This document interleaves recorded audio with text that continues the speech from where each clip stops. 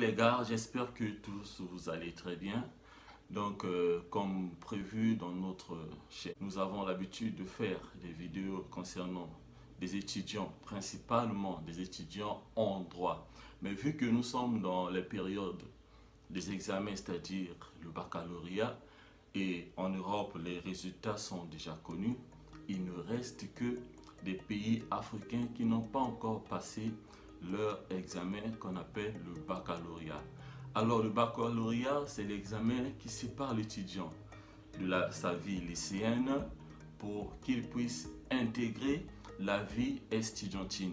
Je vais essayer un peu de précipiter les choses pour vous donner une idée à tous ceux-là qui voudront bien continuer leurs études au Maroc. Donc sur cette vidéo, chers internautes, je vais essayer de donner une idée précise à tous ceux-là qui voudront bien continuer leurs études au Maroc. Je parle bien des études supérieures. Donc dans cette vidéo, nous allons parler des 7 points essentiels à connaître sur le Maroc pour un étudiant qui veut bien continuer ses études universitaires au Maroc.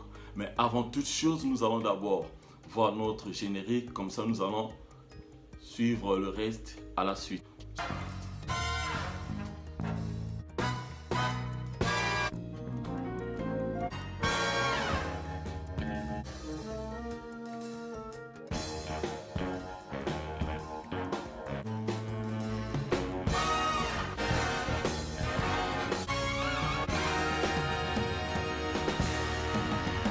Sur cette vidéo, nous allons voir les 7 points essentiels à connaître sur le Maroc pour tous les étudiants qui voudront bien continuer leurs études au Maroc. Alors sur 7 points, nous allons étudier le premier point qui est... Le premier point va constituer la situation géographique sur le Maroc. Le deuxième point, nous allons parler du climat. Oui, il faut savoir, tu viens étudier dans un pays, c'est très important de connaître quand même leur climat. Le troisième point, nous allons parler de la population marocaine, bien sûr. Quel est le nombre de la population au Maroc? Est-ce que le taux d'alphabétisation est élevé? Est-ce qu'il y a beaucoup d'étudiants subsahariens au Maroc? Donc c'est dans ce point-là que nous allons parler de tous ces paramètres. Alors le point suivant, nous allons parler de la langue parlée au Maroc. Là, nous allons voir la langue officielle d'abord et nous allons ensuite voir les langues d'études au Maroc. Je vous promets déjà qu'il y en a un peu beaucoup des langues que nous allons étudier dans ce point-là. Et le point qui s'ensuit, nous allons parler beaucoup plus de la religion parce que en Afrique subsaharienne, nous avons beaucoup de religions. Il y a des religions comme la religion catholique, et nous avons la religion protestante, nous avons la religion évangélique, nous avons l'islam, nous avons l'animisme, nous avons donc beaucoup de religions au niveau de l'Afrique. Donc, c'est dans ce point-ci que nous allons essayer d'étudier tout cela. Le point qui s'ensuit, nous allons parler des institutions et du régime politique au Maroc. Nombreux se disent que oui, le Maroc c'est un royaume et tout, mais il y a des choses à comprendre aussi là-dessus. Donc c'est sur ce point institutions et régime politique que nous allons voir quelles sont les institutions qui sont au Maroc. C'est très important pour un étudiant. Quand tu viens faire des études dans un pays donné, tu dois savoir quelles sont quand même les lois qui régissent ton passage ou bien ta petite vie que tu vas passer dans ce pays-là. Donc, le droit le dit bien quand même. Nul n'est censé ignorer la loi. Donc, c'est dans tous ces paramètres que nous allons aussi voir. Dernier point de cette vidéo, nous allons parler de la monnaie. Et bien sûr, quand tu viens au Maroc, on ne vient pas avec n'importe quelle monnaie. Il y a une monnaie spécifique que nous allons essayer un peu de donner conseil aux étudiants qui voudraient bien venir au Maroc pour faire leurs études. Alors mes amis, voilà un peu l'essentiel de tout ce que nous allons essayer un peu d'expliquer dans cette vidéo. Donc pour tous ceux-là qui n'ont pas encore abonné à ma chaîne, je vous en prie, pour ne pas rater d'autres vidéos qui vont s'en suivre, bien mes chers amis, je vous en prie de cliquer juste là où on a écrit s'abonner. Donc nous allons commencer notre premier point que nous avons intitulé la situation géographique du Maroc. Alors, concernant notre premier point, nous allons parler de la situation géographique du Maroc, c'est-à-dire on va essayer un peu d'expliquer où se trouve normalement le Maroc. Oui, c'est un peu un point rigolo et certains vont peut-être négliger cela, mais je vous conseille de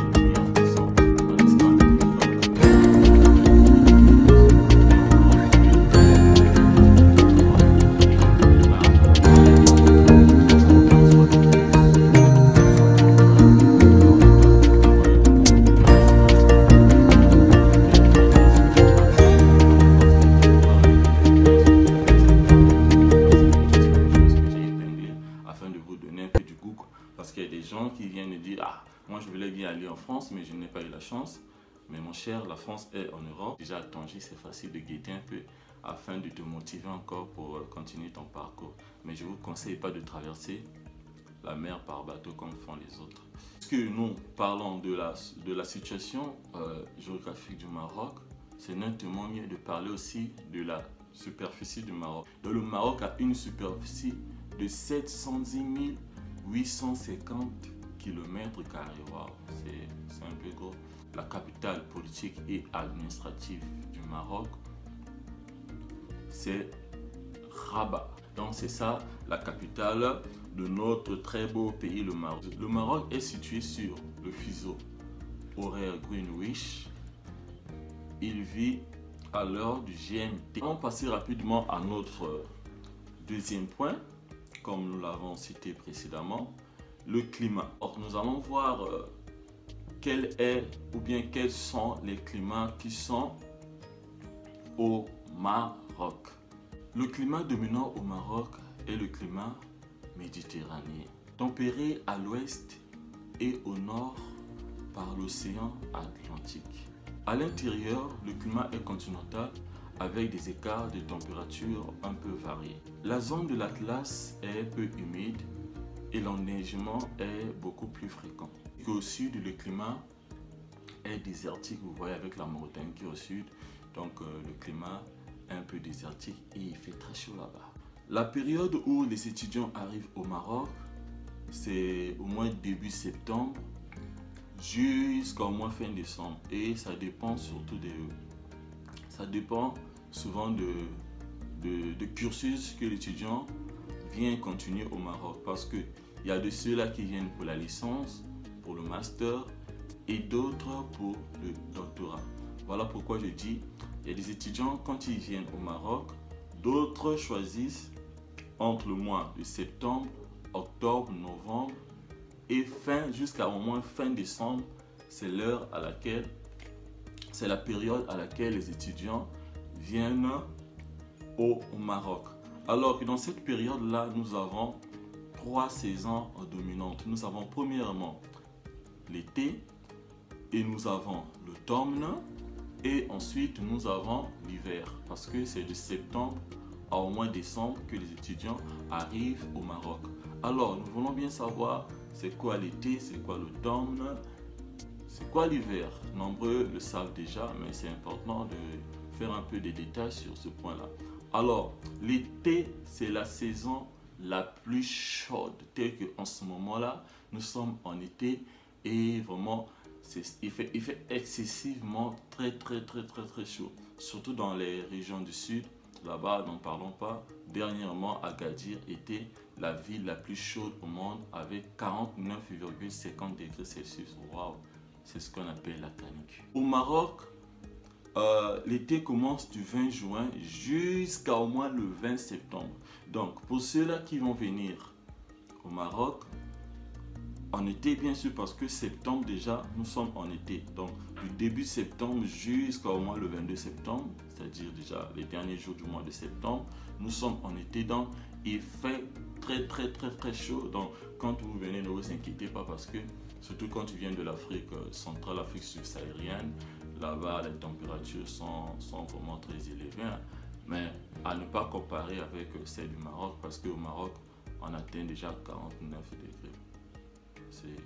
C'est un peu bizarre, mais entre guillemets, ne vous inquiétez pas par rapport à l'été parce que c'est presque la même chose avec ce qu'on voit en Afrique subsaharienne. Mais sauf que là-bas, on dit la saison des pluies alors qu'ici, c'est ce qu'on appelle l'été. Ici au Maroc, l'automne commence au moins à partir du 22 septembre.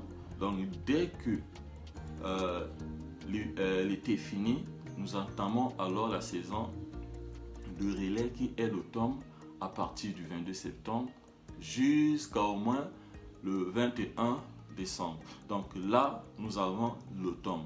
Alors qu'entre septembre et octobre, nous avons aussi des étudiants qui continuent à arriver. Certains ont des retards, par exemple, de demande de visa. Si votre pays pour venir au Maroc demande le visa, certains ont le retard. Certains ont le retard, par exemple, de préparation de voyage.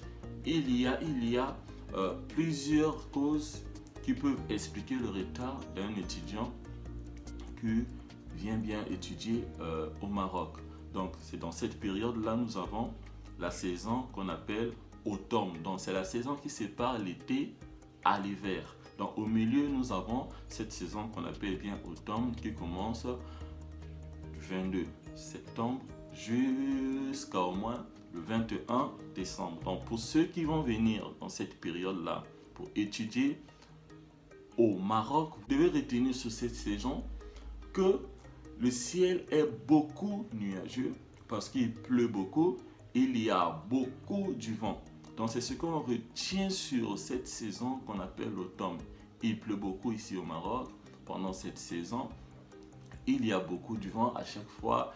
Il y a le ciel qui est toujours nuagé. Donc, lorsqu'on veut sortir, on ne doit pas oublier soit son imperméable ou bien son parapluie. Donc, en tant qu'étudiant, quand vous allez prendre votre avion dans cette période-là, retenez que dès que vous atterrissez au Maroc, par malchance, pour ceux qui n'aiment pas la pluie, mais ici au Maroc, on aime la pluie parce que c'est un pays agricole. Donc, quand il pleut beaucoup, vous aurez aussi l'avantage de goûter à plusieurs fruits marocains. Comme j'avais aimé, pour la première fois, j'ai vu des oranges vraiment très impressionnants. En allant vers la fin de l'automne, il y a un peu des pluies de grêle. Bon, c'est ma première fois, je dois vous partager cette expérience.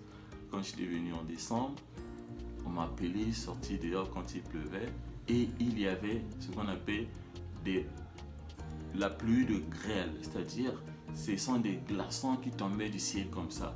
Et c'était waouh, c'était une expérience que j'avais expérimentée ce jour-là, alors que moi, chez moi au Congo, il n'y a pas ce genre de pluie. Il pleut abondamment, mais il n'y a pas la glace qui tombe du ciel. C'est ce que moi j'avais vu. Donc vous aurez peut-être la chance de voir cela aussi, comme moi, au mois de décembre. Donc vers la fin de l'automne, là nous tendons déjà vers l'entrée de la saison hiver. Là il fait très froid. Après l'automne, nous avons la saison qu'on appelle l'hiver. Alors là, en Afrique subsaharienne, on n'a pas l'hiver. Donc ça serait un peu très difficile pour les étudiants qui viendront de l'Afrique subsaharienne, mais très facile pour les étudiants qui viendront de l'Europe, de l'Asie, parce que eux là-bas, ils ont déjà cette saison. Donc à retenir pour les étudiants subsahariens, quand vous allez prendre l'avion pour arriver au Maroc, n'oubliez pas de mettre votre pull dans le sac, soit votre doudoune, portez déjà depuis chez vous, parce que à l'atterrissage, il fera très froid. La température en hiver ici peut aller jusqu'à moins 0 degré, surtout dans les villes comme Ifrane, là où il neige beaucoup. Quand vous allez atterrir déjà, ayez sur vous votre pull ou bien votre doudoune afin de vous protéger contre la fraîcheur. Sinon, moi, quand j'étais venu en décembre, Dieu merci, depuis le pays, il y avait un ami qui m'avait dit, Divin, si tu pars au Maroc en décembre, en ce moment, il fait très froid. Donc, je te donne mon pull afin que tu puisses te préserver contre cette fraîcheur que tu vas rencontrer là-bas. Ici, au Congo, on appelle la saison sèche. Là où il fait un peu très froid, on a au moins les températures qui vont jusqu'à 15 degrés Celsius, 13 degrés Celsius. Mais sinon, au Maroc, ce n'est pas ça. Quand tu atterris dans n'importe quel aéroport, au moins il y aura une température, pas ambiante, mais ça va beaucoup plus te déranger si tu t'es pas protégé. Donc le conseil que je peux donner, surtout aux étudiants subsahariens, de se protéger quand vous allez venir au Maroc pendant la saison d'hiver. La saison hivernale commence au moins vers la fin du mois de décembre et cela va s'étendre jusqu'à au moins le mois de mars. Donc il fera très froid. Pour ceux qui aiment la fraîcheur, ça tombe bien, mais ceux qui n'aiment pas la fraîcheur, alors vous avez intérêt à vous protéger contre la fraîcheur. Nous allons entamer notre troisième point qui est celui de la population marocaine. Oui, certains vont peut-être se demander, est-ce que c'est important pour aller étudier au Maroc, il faut connaître la population? Oui, mon très cher, je te dis que c'est très important de connaître au moins quelle est la population d'un pays où tu viens quand même étudier. Donc pour cela, je vais te dire que au Maroc, c'est une population très nombreuse. Le dernier recensement officiel du Maroc l'année passée a estimé cette population à 33 800 000 habitants, y compris au moins 4 500 000 de la diaspora marocaine à l'étranger. Donc nous voyons par là que c'est une population qui se développe bien. Au niveau de la mobilité internationale, le Maroc est connu comme un pays d'émigration, voire un pays de transit. Depuis un bon moment, le nombre d'étudiants étrangers au Maroc ne cesse de s'accroître. En majorité d'origine subsaharienne, ces étudiants bénéficient des bourses de coopération signées avec le royaume et viennent pour recevoir des enseignements de qualité. Les universités, des écoles et des institutions supérieures au Maroc reçoivent plusieurs étudiants subsahariens. Jusqu'à aujourd'hui, nous comptons au moins plus de 20 500 étudiants d'origine subsaharienne qui viennent suivre leur enseignement supérieur au Maroc. Concernant la langue, vous devez savoir qu'au Maroc, la langue officielle, c'est l'arabe. Dans les établissements d'enseignement supérieur, il n'y a pas que l'arabe qui est enseigné là-bas. Et ça dépend beaucoup plus du cursus. Parce qu'au Maroc, il y a des établissements d'enseignement supérieur qui donnent des cours soit en français, en anglais, selon le cursus de chaque étudiant. Mais pour la plupart des étudiants subsahariens, là-bas, on parle beaucoup plus le français. Donc, les enseignements pour ces genres d'étudiants est fait en français. Mais il y a d'autres cursus où la langue arabe n'est pas exclue. Mais au niveau national, ils ont au moins plusieurs dialectes. Je vais citer le Darija, Hassani, la Mazigh, le Berbère qui est beaucoup plus au sud. Il y a aussi un point qu'on avait cité auparavant, le point qui concerne beaucoup plus la religion.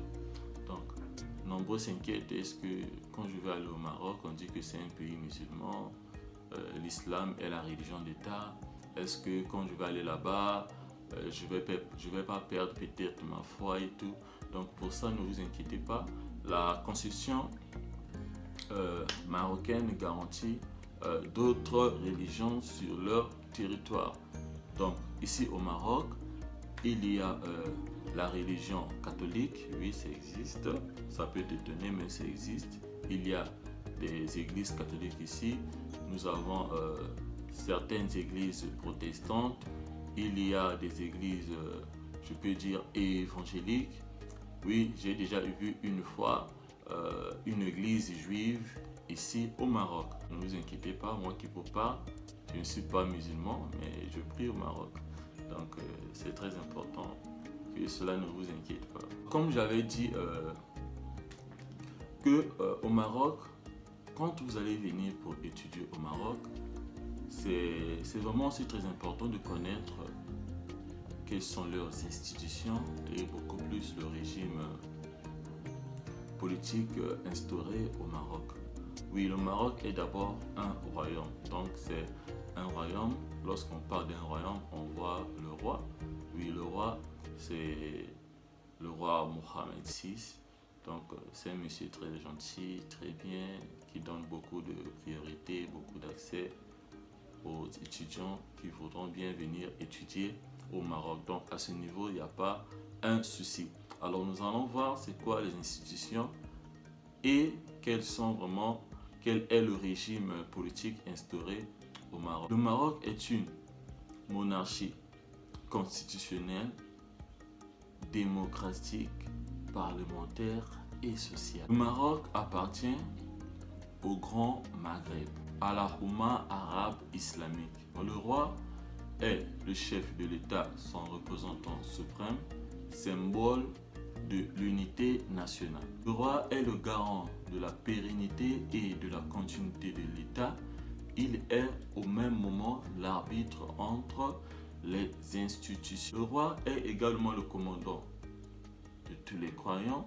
De ce fait, il exerce l'autorité morale et spirituelle. L'emblème du Maroc est le drapeau frappé en son centre d'une étoile à 5 branches. Sa devise est Dieu, la patrie, le roi. Donc, ça vous fait quand même une très bonne connaissance sur la culture générale au Maroc. Et pour finir sur cette vidéo, nous allons parler de la monnaie. Alors, ne faites pas cette erreur comme font plusieurs étudiants qui viennent au Maroc. Nous avons déjà eu des cas comme ça. Un étudiant quitte par exemple un pays de l'Afrique subsaharienne où on utilise le CFA et prend tout son argent sans pourtant le convertir. Il emmène les CFA au Maroc. Alors là, ça sera un grand problème. À cela, il faut savoir que le Maroc a pour monnaie le dirham marocain. Avant de venir au Maroc, je vous en prie, prenez bien soin de convertir votre argent en monnaie internationale, en préférence l'euro. À moins que pour les étudiants qui vont venir de l'Europe. Là, vous avez déjà la monnaie qui est euro. Donc, cela ne sera pas vraiment une préoccupation. Mais un conseil qui est très important, parce que nous avons reçu des cas comme ça, ils viennent avec le CFA au Maroc et là, il n'y a pas moyen de l'utiliser ni d'acheter quelque chose, même pas ta carte SIM pour appeler les parents, pour leur informer que tu es bien arrivé au Maroc. Si ce contenu que j'ai dit sur cette vidéo vous intéresse vraiment, n'hésitez pas à vous abonner sur ma chaîne pour pouvoir avoir encore plus de vidéos concernant les études au Maroc. Tout au long de cette semaine, je vais continuer à faire des vidéos concernant les études au Maroc. À mon niveau, il me reste de vous dire au revoir et sur ma prochaine vidéo, je ne manquerai pas de vous présenter ce que c'est que l'AMCI et comment postuler tout. Donc, je vous dis à bientôt. Surtout, mettez, vous le savez bien, un petit j'aime pour m'encourager. Alors, au revoir, merci beaucoup.